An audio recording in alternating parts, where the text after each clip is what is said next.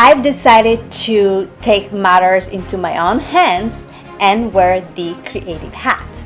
I don't know what's happening, but lately I've been feeling very productive. I've been organizing quite a few shoots, and all of them so far ended up getting published, on magazines like Elle and L'Officiel.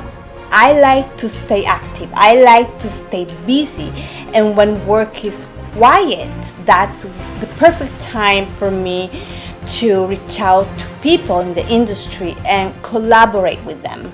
Hi, I'm makeup artist Sophie Ono, and today I'm talking about the editorial story I creative directed and also did the makeup, and the process of getting it published on L'Officiel Baltic. As always, if you find this topic interesting, give it a like, and don't forget to subscribe if you haven't already. When it comes to editorials, sometimes magazine commission photographers to shoot the story. Other times, photographers and the creative team create the images first and then submit them.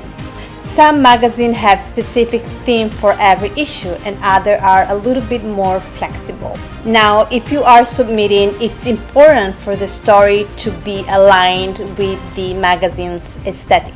And it's important to get your work in front of the right eyeballs, and by that I mean in front of the editors.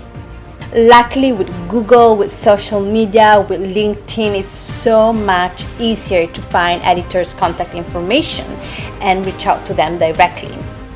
You just need to, do your research. You may get a response or you may not, but at the end of the day, you have nothing to lose. My beauty story all started with a concept. I've been itching to do vibrant, to do colorful makeup.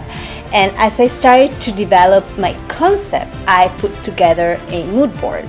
That means having image reference for hair, makeup, wardrobe, and lighting, so that the team is on the same page and everybody shows up prepared for the shoot.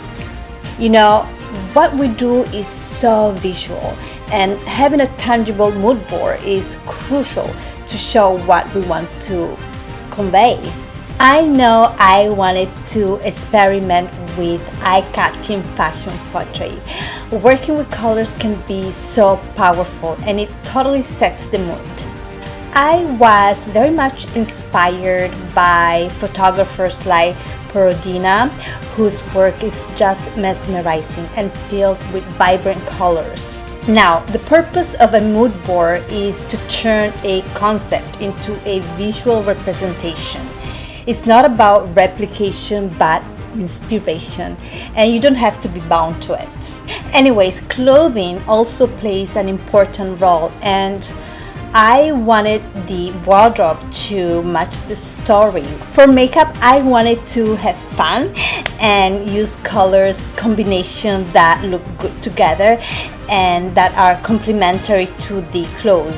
At some point, I just started to play with makeup looks on myself, and I included them on the mood board. Of course, I was not married to them. In fact, I ended up tweaking the looks the day of the shoot to best suit the model's face. How simple and detailed the mood board is totally up to you. Sometimes challenges and setbacks happen, especially when shooting on location. So I want to say a mood board is just a guideline that can be subjected to change. Now, after creating the mood board, the next step is to gather a team. Having a group of creative to work well with is everything. Editorials tend to be very collaborative, and it's important for everyone involved to share opinions and to believe in the project. Once you have your mood board and team, depending on the magazine, the next step is to send your concept to the editor for approval. Some magazines don't require these steps, so it pretty much varies. Like I said, having a great team is very important. Equally important as having a great model. Ideally, everybody wants to work with models who are trending, who are in demand. Why? because it can definitely elevate your work. But if you don't have access to them, that's okay too. Just make sure to find a model that is the right fit for your project. In our case, we were lucky to have Lily. She moves well, she knows her angles, and she has a strong camera presence. If you aim to get published, you'll definitely need to have different looks. I want to say at least 5. We submitted 6 looks.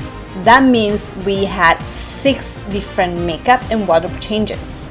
And although not all of the pictures we submitted got published, it's important to give editors options. Now, these look changes don't necessarily have to be dramatic.